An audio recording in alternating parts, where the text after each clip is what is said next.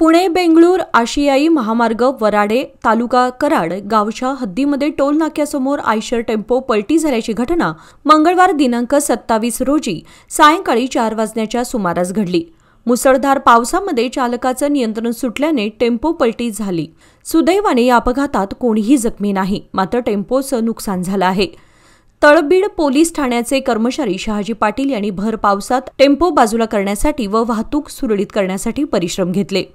याबाबत अधिक माहिती अशी की महामार्गावर सातारा ते कराडला जाणाऱ्या लेनवर वराडे गावच्या हद्दीत नव्याने झालेल्या टोल नाक्यासमोर हॉटेल शुक्रताराजवळ सिमेंटचे ठोकळे उभे करून वाहतूक वळवण्यात आली आहे। या वळणावर चालकाचं नियंत्रण सुटल्यानं आयशर टेम्पो रस्त्यावर पलटी झाला। ही घटना घडली तेव्हा मुसळधार पाऊस सुरू होता। घटनास्थळी तळबीड पोलीस ठाण्याचे कर्मचारी शहाजी पाटील यांनी धाव घेऊन भर पावसात मदत कार्य केले।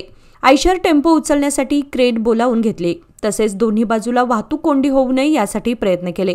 मुसळधार पावसातच आयशर टेम्पो उचलून बाजूला घेण्यात आला।